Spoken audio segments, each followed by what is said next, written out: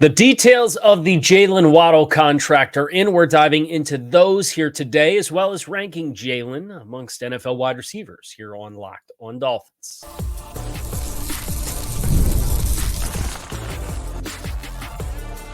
You are Locked On Dolphins, your daily Miami Dolphins podcast, part of the Locked On Podcast Network, your team every day.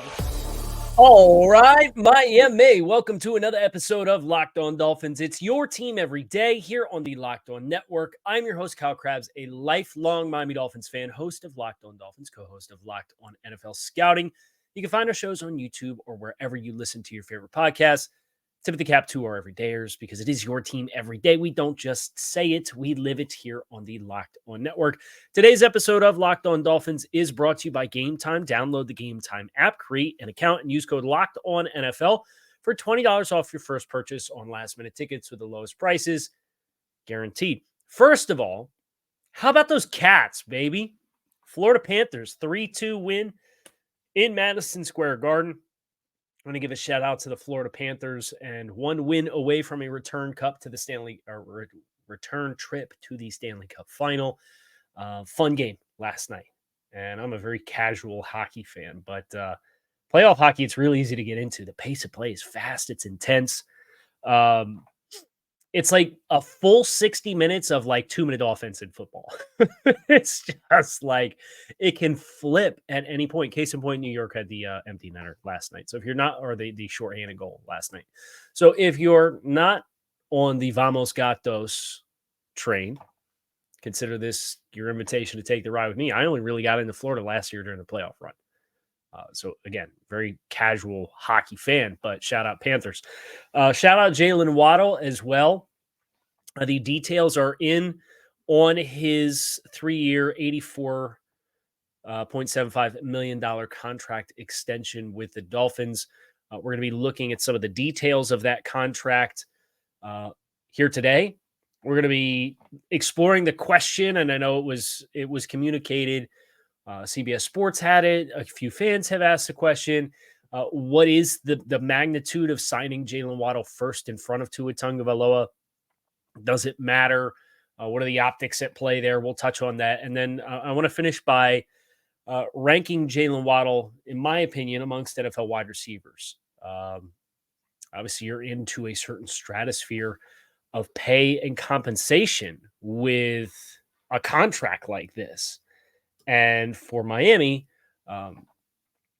it's a long-term commitment. We're going to talk about how static or how fluid that commitment can be, depending on opportunities that come their way, if they need to transition, whatever reason, right? We're not planning on Jaylen Waddle going anywhere.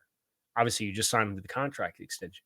But having the flexibility is kind of one of the MOs of what this front office aspires for. So we'll get into all that. But where does Waddle rank amongst receivers in the league? It's a question worth asking, especially the next time a New York Jets fan or a Buffalo Bills fan or a New England Patriots fan tries to troll you about the contract, because I'm pretty sure they don't know. Not like 2 out of those 3 teams know what a good wide receiver would look like if it jumped up and bit him in the rear end. Anyway, I digress. It's not AFC Trash Talk Day. Jaylen Waddle gets a $35.978 million guaranteed at signing, with a practical guaranteed of $76 million. He has guarantees through 2027. So 2024, 2025, 2026, and 2027. There is guaranteed salary through all but the last year of the contract. And you contrast that to Tyreek Hill. Tyreek Hill's final 2 years of his 4-year contract extension had no guaranteed money. His guaranteed money runs out in this year of his contract. So Waddle, Miami didn't really do any funny money as it pertains to automatic team options and prorated. They just kind of left it like a standard contract would be. You're going to get a signing bonus with a minimum salary in the first year, and then you're going to have some incentives, workout bonuses, per game roster, like active bonuses. Those are $100,000 for workout bonuses and $510,000 a piece starting in 2026. As far as every game that you're on the roster and active, you get a prorated amount, 1/17 of $510,000. You get to the end of the year, you get your payout, right? He has a $1 million roster bonus in the last year of the contract in 2028, but everything else is just base salary. Now it's guaranteed salary, and he's got a lot of fully guaranteed salary. His 2024 and 2025 salaries are guaranteed at signing. So that's the signing bonus he gets up front. His base this year is just over $1 million because he's getting the signing bonus of $18.8 million. So he's getting like $20 million in cash. The exact cash number is $19.928 million in cash this year. He was supposed to get like $8 million. So he obviously gets the big pay raise up front, but you're prorating out the signing bonus across the full life of the contract. So it's only an increase of about $400,000 against the cap in this year for Miami. So nothing really prohibitive as far as if they want to sign that contract today, they can. They don't have to wait till post June 1st. It's only going to eat up $400,000 in cap space. And they have that. They don't have a lot of cap space, but they have that. These numbers also, I believe, are courtesy of Mike Florio Pro Football Talk. And I'm using Spot Track and how they have the information laid out, but I believe I saw that Florio was the first one to have the details of the contract. 2025, he's owed $16 million in cash, plus a $100,000 workout bonus in the offseason. 2026, he's owed $16.6 million in cash. He's got $500,000 in roster bonus per game. So that's the health incentive. And then the $100,000 workout. That number leaps in 2027, which is interesting because when's Tyreek Hill's contract expire? Right, in 2026. At least the current iteration of his contract. We'll see. We did that show yesterday as well. The cash jumps to 23.4 in 2027, plus a $500,000 roster per game bonus and a $100,000 workout bonus. And then it jumps again to 25.7, and that's the only year of not guaranteed salary. 25.7 plus a $1 million roster bonus, plus a $500,000 prorated per game active bonus, plus a $100,000 workout bonus in 2028. So the way that the salary guarantees work is the year in advance starting next year, the upcoming year's salary will guarantee. So he's got 2024 and 2025 now. In March of 2025, his 2026 salary will fully guarantee. In March of 2026, his 2027 salary will fully guarantee. So that's kind of how Miami chose to give the guarantees. It's a great contract for Jaylen, but there's a lot of flexibility in it for Miami as well, because they didn't do any automatic baked in. We're going to prorate out or we're going to give you roster or option bonuses instead of base salary that guarantees and automatically kick it out and prorate it. So Miami on a year-by-year basis, they can get in and say, hey, we have 4 years left on the Waddle next year. He's due for a $19.9 million cap hit. And it was originally supposed to be like 15 and change, right? So it went up about $4 million. But Miami can get in the next offseason and say, hey, we have $16 million in base salary for Jaylen Waddle. Let's restructure that, turn it into a signing bonus. That becomes, call it a round number of $16 million, just because it's a little easier that way than me trying to do 15 divided by 4 right now. And say, okay, you just created $12 million in cap space by restructuring Jaylen Waddle. And now all of a sudden you have a lot more wiggle room. And like that whole clock of a individual contract is reset with a player who's currently 25 years old and amongst the upper players at his position, which we're going to talk about a little later. So all in all, from a cash perspective, Waddle's cash flow the next 2 years in 2025 and 2026, he gets less cash than he's getting this year. And that's yesterday when we first reacted to the news And we said you can control the cash flow and you can control the cap flow. Miami, by having just regular salaries, allows them to have flexibility with the cap flow. And with the cash flow, you give him the big pay raise now, and then his cash is 19.9, 16.1, 17.2, 24, and 27. They control the cash flow and the cap flow. It's good for both sides. Now, the big surprise when this news dropped was that it was done before Tua Tagovailoa got his contract done. We're going to talk next about if that is a big deal, if it's notable, why it is or is not, my thoughts on it. That's next. Make sure you stick with us. Passion, drive, and patience are not just the formula for winning championships. It's also what keeps your ride or die alive. eBay Motors has everything you need to maintain your vehicle and level it up to peak performance, from superchargers, roof racks, exhaust kits, LED headlights, and more.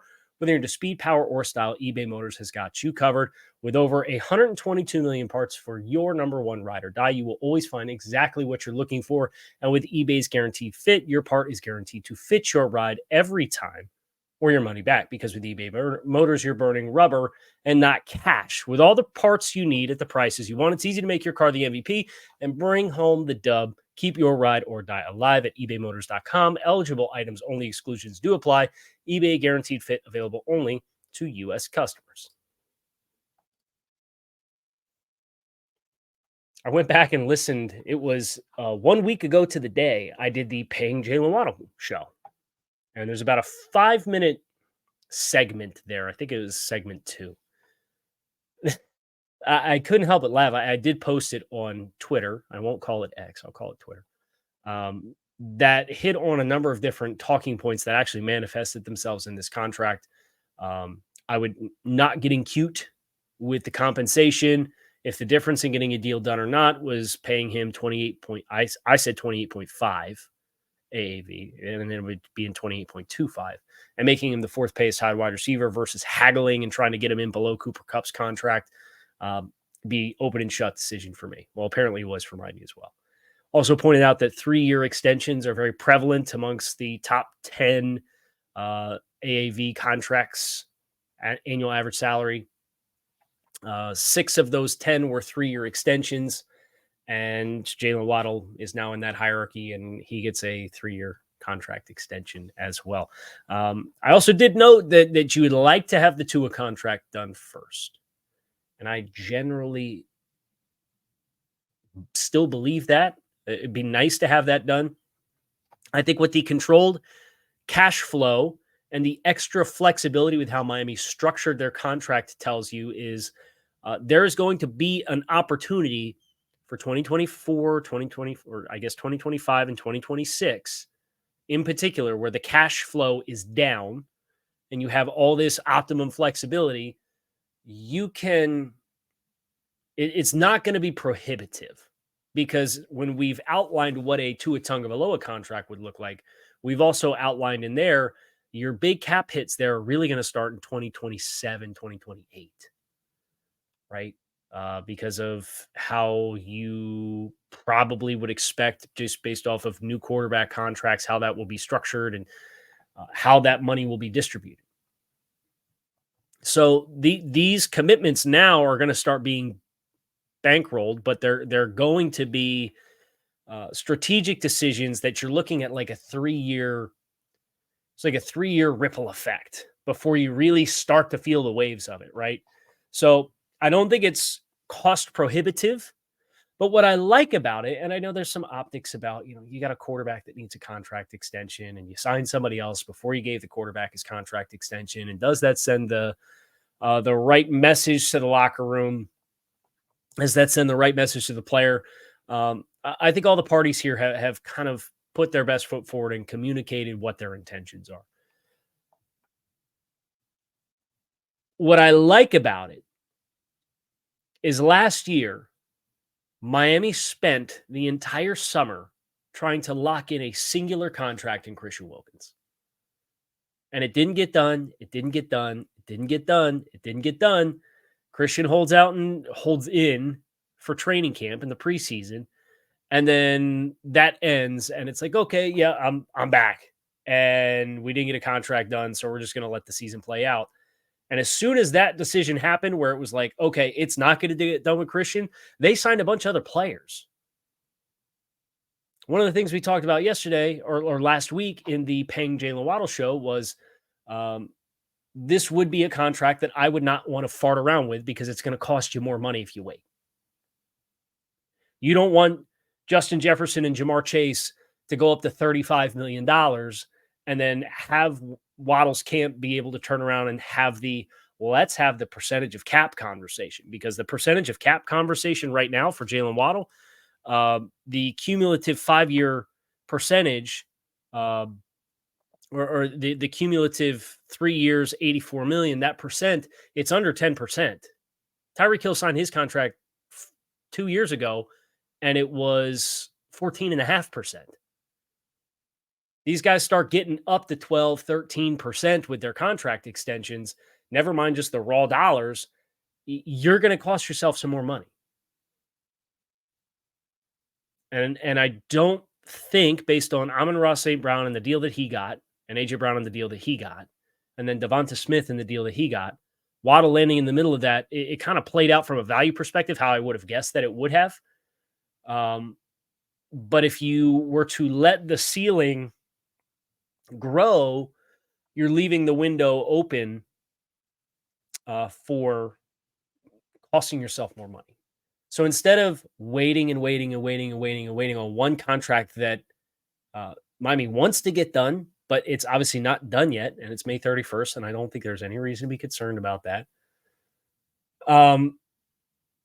You ensure, and the way you structured the contract says, hey, we're going to have the flexibility to kind of maneuver from a cap space perspective. Jaylen Waddle next year realistically could have an $8 million cap hit, which is $1 million less than this year if they max restructure him. And that doesn't include if they put a void year on the back end of the deal, right? It could be even bigger than that. So I like that you didn't cost yourself more money and you left the flexibility to be able to fit the contract in the next 2 years when you're going to have the big overlap between your current big contracts when you start to filter those guys out of the system. You didn't cost yourself more money. That's good. I think the other thing that this maybe clues is Miami kind of does have an understanding of what the first few years of cash and cap flow of a Tagovailoa contract is going to look like. My guess would be the issue that they're working through with those negotiations. My guess, I don't think it's a valuation guess. Everybody that we've heard and referred to has talked about 52, 53. Jonathan Jones of CBS Sports just name dropped Justin Herbert's contract yesterday is like one that the Dolphins or that Tua's camp has. If it was in that stratosphere, it would probably get the job done. So it's not the value. I think you've heard a slew of former NFL executives. I don't want to name drop somebody and then like erroneously have somebody pop in my head that didn't say this. Guaranteed money's the question, right? But guaranteed money is not how much cash am I going to get in the first few years. It's how long am I going to get guaranteed cash? So I'm not overly concerned or worried about this deal getting done before that deal because it's a very fluid and flexible deal for Miami. The ripple effect, the plan's always been the plan as far as I'm concerned and how I perceive what they're doing, right? They're going to onboard new big contracts, have some overlap between the tail end of a big contract and the beginning of a new big contract. And then the old big contracts are going to get phased out. And then you're going to get the peak waves of the new big contracts. And then at that point, you'll have new big contracts that you start to bring in behind them. And then it's going to continue to be cyclical from there. As far as messaging, Tua, McDaniel, Chris Greer, everybody of importance has said, yeah, we want him here long-term. We want to be working together long-term. So with that messaging, I don't know that getting Waddle, who has so much chemistry and has played with Tua going all the way back to Alabama, getting him locked in is necessarily a detriment to the people element of getting that extension done. Now, where does Jaylen Waddle rank amongst NFL wide receivers? I have my list, and this was kind of perpetuated thanks to the timeline of some folks who don't know ball on the timeline yesterday. Kind of Jaylen Waddle's getting paid this, that, and the other thing. Wow, holy cow! LOL, the Dolphins. Okay, yeah, we'll do the thing, as we say over on Locked On NFL Scouting with Joe Marino. We'll stack everybody up, and we'll take a look. And that's next here on this episode of Locked On Dolphins. Stick with us.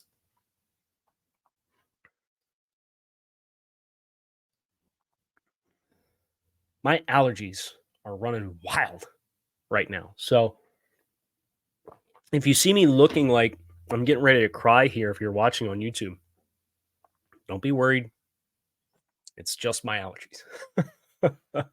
But I have my list here off to the side of players that I think are definitively in the tier above to it, are Jaylen Waddle, players that are definitively or questionably in the same tier as Jaylen Waddle. And then I also have 5 players who once upon a time I would have classified ahead of Jaylen Waddle, but I don't think are any longer with where they're at in their respective careers.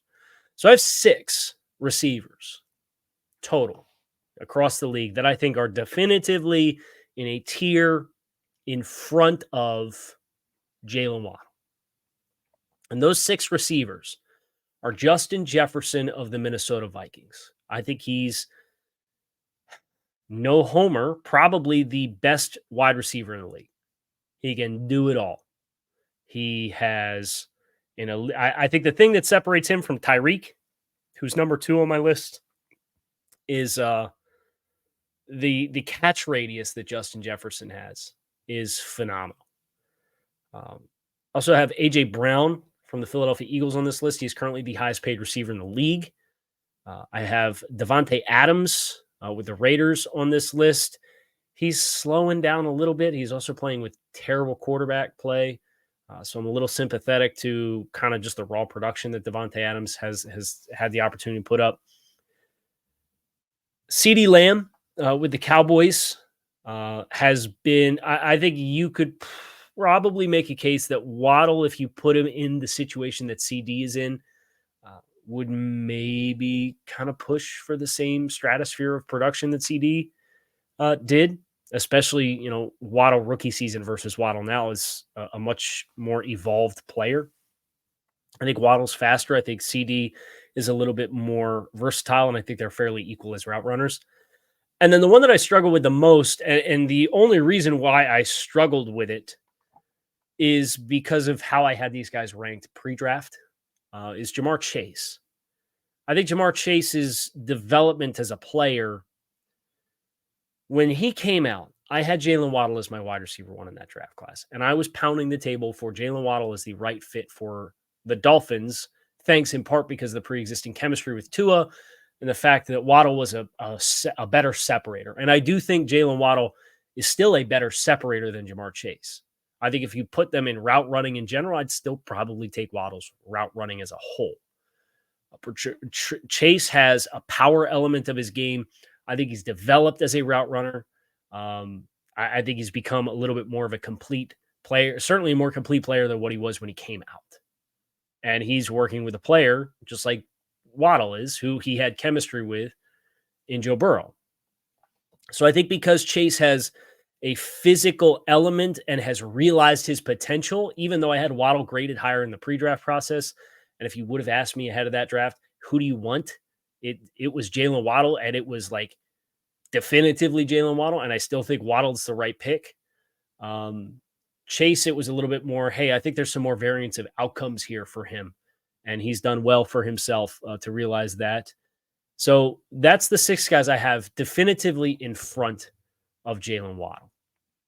Jefferson, Hill, Brown, Adams, Lamb, and Chase. I'll go the 5 guys that I have not anymore next, because I think there's some interesting conversations within the kind of the same tier that I have him in. Stephon Diggs Once upon a time, not that long ago, I would have had ranked above Jaylen Waddle. But I saw what last season looked like for Stephon Diggs. And obviously, he was on a great pace in the first half of the season and completely fell off. For all the complaints that Dolphins fans, they can think back to some big moments like a late season game against Buffalo in 2022, where Waddle has a chance to make a play down the field. Stephon Diggs has had just as many gaffes in that area, and he's much further along in his career from an age perspective. He's starting to slow down a little bit. Still one of the best route runners in the league, for sure. But between the ball skills issues, slowing down, maybe half a step lost, I think Waddle plays harder. I think Waddle's a better blocker. Like all that stuff, at least in this system, matters much more too. I would have Waddle above Stephon Diggs right now. DeAndre Hopkins, same thing. One of the better route runners in the league. And Keenan Allen, who's also on this list. Guys that are just kind of late stage career versions of themselves where they win with savvy and technique. But the burst isn't quite there anymore versus what it used to be for them as players. And for Nuke, like Nuke never really ran fast. So I would say no longer Hopkins and Allen as well. Probably both those guys that would have been applicable for last year as well. But Stephon Diggs this time last year, I probably would have had in front of Jaylen Waddle. Deebo Samuel with San Francisco. Deebo, I don't think, is the best wide receiver in San Francisco anymore. He kind of got paid off the big versatile year where he was the chess piece, the ultimate chess piece, and then McCaffrey comes in, and that's no longer part of his role, and now you're dealing with a lesser volume. You're dealing with, obviously, the bumps and bruises that have kind of always been a part of his game. I don't think he's anywhere near the route runner that Jaylen Waddle is. All of that combined, Deebo is better with the ball in his hands as far as run after catch, but I would say Deebo Samuel no longer at this stage somebody that I would put in front of Jaylen Waddle. And the last one is Cooper Kupp. Injuries have been an issue for Cooper Kupp. He came back from, was it the ACL tear? And like the big thing with him was he relearned how to run and ran faster than he ever ran before the ACL tear. But that is another, like, I don't think people realize where Cooper Kupp is at from a age and path perspective. He's came into the league in 2017, so he's played in 92 games in his NFL career, but he's going to be 31 in 2 weeks versus Jaylen Waddle right now. Jaylen Waddle won't turn 26 until November. So I just think that gap and the fact that Kupp the last 2 years has played in 21 games. We mentioned last week he has 2 career seasons with over 1,000 yards. Really good route runner, good player, great player. Obviously had the Triple Crown year in 2021. I would take Jaylen Waddle over Cooper Kupp. So that leaves kind of the guys in the same bucket. And I'll read all the guys in the same bucket. We can acknowledge who they are. And you can filter Jaylen Waddle into that group however you want. For me, guys that are in the same bucket, but behind the group of 6, of Jefferson, Hill, Chase, Adams, A.J. Brown, and C.D. Lamb. And the ironic thing about that group of 6, Tyreek Hill's already in front of Jaylen Waddle, expected to, at least according to Mike Florio yesterday, expected or is expecting to try to rework a reworked contract for Miami, but already from an average salary perspective in front of Jaylen Waddle. Devontae Adams is $250,000 per year behind Jaylen Waddle, but that deal was signed in 2022. So from a percent of cap perspective, Adams is a bigger percent of cap investment. A.J. Brown is the highest paid receiver in the league from an AAV perspective at $32 million. That leaves Justin Jefferson, Jamar Chase, and C.D. Lamb. All those guys are waiting on new contracts. All of those guys are currently rookie contract players waiting for their next contract. And I would not be surprised if every single one of those guys checks in front of Jaylen Waddle. In the same bucket as Jaylen Waddle, I do have one player that is, from an AAV perspective, paid more than Jaylen Waddle. That's Amon-Ra St. Brown. Really interesting contrast of strengths and weaknesses as players. But I think if you sat down and really tried to split the hairs, I think you can make a good argument either way for either player. So I just put them in the same tier. Garrett Wilson We like to clown the New York Jets on this show, but Garrett Wilson is an elite NFL player for sure. Kind of the new age DeAndre Hopkins slash, I guess DeAndre Hopkins is probably the best comparison, where early in DeAndre Hopkins' career in Houston, he was playing with every Tom, Dick, and Harry at quarterback, and he was still putting up 1,000-yard seasons and really impressive. And then he gets on with Deshaun Watson, young Deshaun Watson in Houston, and the production goes through the roof. Devonta Smith with the Philadelphia Eagles, same tier. I would rather have Jaylen Waddle, but that's a flavor thing. I think you ask most people from Philadelphia, they'd say Devonta Smith. I really don't care what their opinion is, though. Brandon Ayuk with San Francisco, just getting better and better and better and better. Really has become a nice player and an all-around kind of player. He can win with the ball in his hands. He runs all kinds of routes. He wins at all three levels. He wins the catch point. Height, weight, speed type guy. It's a really impressive combination of traits. DJ Moore with the Chicago Bears, I would put in this conversation as well, as kind of same bucket. And then three guys that I have question marks next to because it might be a little early, but like the Puka Nacua season last year, if that's who Puka Nacua is and he's going to do that every year, yeah, he's going to be a top 10 NFL wide receiver. But it's a 1 year sample size. Is it not enough to be able to say that with confidence? I don't know. Nico Collins with the Houston Texans, he got a contract extension this week as well. But again, it was a kind of a 1 year breakout sample size. I think your expectation is that is going to be sustainable, but we'll see. And then Chris Olave with the New Orleans Saints doesn't run as many routes as Jaylen. I think Olave is probably, in all honesty, a better pure vertical, like ball tracking receiver. But he's not the ball in his hands kind of player that Jaylen Waddle is capable of being. I think Waddle's a more physical player, so I would take Waddle over him, but I think Olave has the potential to kind of settle into that tier. So where you're at is with the six guys that I think are kind of the cream of the crop across the league. Jefferson, Hill, Adams, Brown, Lamb, and Chase. That's 6. Jaylen Waddle, 7. You could put him anywhere in this next bucket if you want. Garrett Wilson, 8. Amon-Ra St. Brown, 9. Puka Nacua, question mark, 10. Devontae Smith, 11. Nico Collins, question mark, 12. Brandon Ayuk, 13. DJ Moore, 14. Chris Olave, question mark, 15. So that's kind of, and then the 5 guys behind him that I think are not anymore of Diggs, Hopkins, Allen, Samuel, and Kupp. That gets you to 20. So if that's your top 20 wide receivers, I think you could realistically say that Waddle slots anywhere from 7 to 12. Like, I think I'd still put him in front of the 3 guys that I have the sample size question marks on, and Olave, Collins, and Nacua. So I think that's your strike zone, is wide receiver 7 to wide receiver 12 is, I think, an objective ranking across the league of Jaylen Waddle and his skill set. And casual fans will just look at the receiving production and see, I didn't catch a lot of balls in 2022, and he was barely over 1,000 yards in 2021 and 2023, not recognizing how bad the offense was in 2021 and not properly compensating for the fact that Jaylen Waddle last year barely got 100 targets. And that, there's 2 games that was missed in there, which was a bummer. He had 104 targets. His targets have gone from 140 to 117 to 104.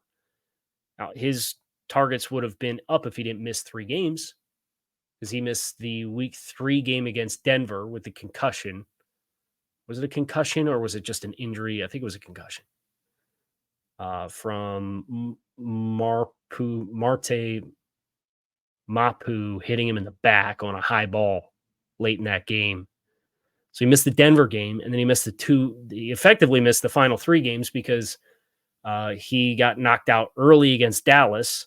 And, oh, by the way, he was shaken up for a stretch of the Titans game as well the week before. So they won't get that context. They don't need it. They're going to clown it anyway. But if you had to ask me, I think Waddle is objectively somewhere between wide receiver 7 and wide receiver 12 in the entirety of the NFL right now. And he's paid like the 4th. But as we discussed yesterday when we were first reacting to the contract, from a percent of cap investment, he's already just 7th. and you're waiting on 3 guys on rookie contracts in Jefferson, Chase, and Lamb, that I expect all those guys to go up above Jaylen Waddle. And now all of a sudden you're going to look at it and say, hey, for relative to where we have him ranked in the league, his pay is already measurative to that, and the price is only going to continue to go up. All in all, fired up about the deal. So there's my 2 cents on the fallout of the Jaylen Waddle contract, kind of the details involved with that contract, where Waddle ranks amongst the league receivers, and whether or not I think it's a big deal that the deal got done before Tua Tagovailoa, and I don't really think so. But that's going to do it for us here. Last episode in May, probably, unless we get breaking news this afternoon.